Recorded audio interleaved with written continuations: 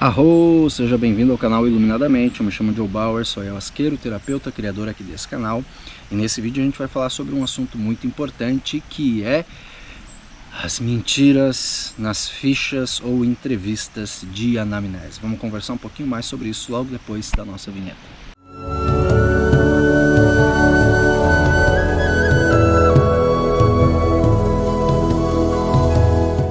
Mas antes de a gente se aprofundar no nosso assunto, vou te pedir aquele favorzinho que para você não custa nada, mas que pra gente ajuda um monte, que é de curtir esse vídeo e se inscrever aqui no canal, né?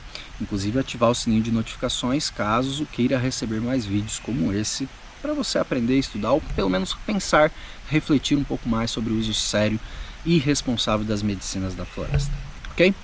Existe um tema que é sempre muito debatido, principalmente entre os institutos, né, os dirigentes de ayahuasca, os grupos entre dirigentes, inclusive no nosso próprio grupo de estudos, que a gente debate muito sobre a questão das mentiras nas fichas de anamnese. Como tem muita gente que, para participar de uma cerimônia, acaba mentindo ou deixando de informar questões que são importantes dentro da sua ficha de anamnese ou da sua entrevista que precede uma cerimônia. Tá? É que a gente tem que olhar para isso com bastante carinho. Por quê? Primeiro a gente precisa refletir sobre a necessidade dessa entrevista ou dessa ficha de anamnese. Por que ela existe? Essa ficha de anamnese ou entrevista, ela existe para que o dirigente ou os dirigentes das casas de reza, igrejas, institutos ayahuasqueiros possam ter uma maior segurança quanto à possibilidade ou não de você, participante, poder ir e frequentar cerimônias com ayahuasca. Por quê? Embora já se diz muito, né, que a ayahuasca é para todos, mas nem todos são para ayahuasca, de fato existem vários grupos de risco, vários grupos em que o uso da ayahuasca pode não ser tão saudável assim. Casos de transtornos graves psiquiátricos, pessoas que tiveram recentemente, né, passaram por cirurgia bariátrica, pessoas que já tiveram algum tipo de lesão cerebral, entre vários outros quadros clínicos, tanto da parte mental, emocional, mas também da parte física. E aí, quando uma pessoa está mentindo ou omitindo algumas informações que são consideradas relevantes para a sua participação na cerimônia, ela está não apenas colocando a sua própria saúde e integridade física e mental em risco, mas também muitas vezes acaba por colocar em risco o trabalho que esse instituto, que essa casa de reza ou igreja está fazendo, sabe? Então a gente tem que tomar muito cuidado com relação a isso, porque cada instituto também adota os seus pontos de análise, os seus pontos em questão que vão dar o aval ou não para a participação de uma cerimônia, que cabe, claro, de uma forma restrita ao próprio dirigente, ao próprio instituto, decidir quem eles vão acolher e receber para a cerimônia ou não. Então, quando você está mentindo, né, ou omitindo informações que são questionadas, seja numa entrevista ou seja numa ficha de anamnese, você pode estar sim prejudicando as experiências e os ritos que cada instituto tem, sabe?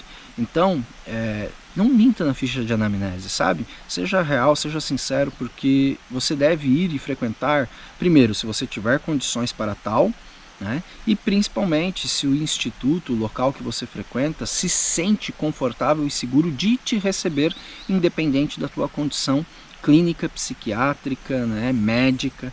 Então é muito importante que essa verdade faça parte do elo que gera confiança entre as duas partes, sabe? Tanto da parte de quem consagra, quanto da parte que está servindo ou oferecendo essa medicina para você, ok? A gente já viu casos de acidentes graves, inclusive, que aconteceram em casas ayahuasqueiras pela negligência, seja da parte de quem toma ou daquele que está fazendo essa entrevista e essa anamnese inicial, por terem informações que não foram colocadas ali e que eram muito importantes para o prosseguimento da cerimônia. Coisas, por exemplo, como o próprio diabetes, sabe? Porque tem um cuidado especial para aquele que tem diabetes. E aí imagina, se a pessoa tem diabetes, ela não informa, e aí às vezes está passando mal, está passando por uma necessidade ali que poderia ser simplesmente sanada porque o dirigente sabia que essa pessoa tem ou não.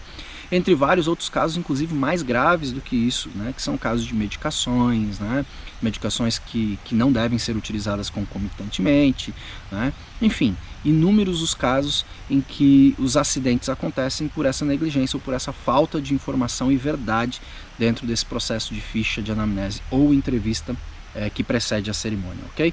Então, levemos isso em consideração, levemos isso como algo muito sério e como algo de respeito, né? Tanto para quem toma quanto para aquele que está servindo, e assim nosso movimento ayahuasqueiro se fortalece cada vez mais, evitando que situações desconfortáveis, delicadas ou até mesmo perigosas possam vir à tona, que prejudica não apenas aquela pessoa, mas às vezes acaba prejudicando o meio ayahuasqueiro como um todo, porque um acidente ou algo que acontece de delicado em um instituto não é apenas aquele instituto que é penalizado, né?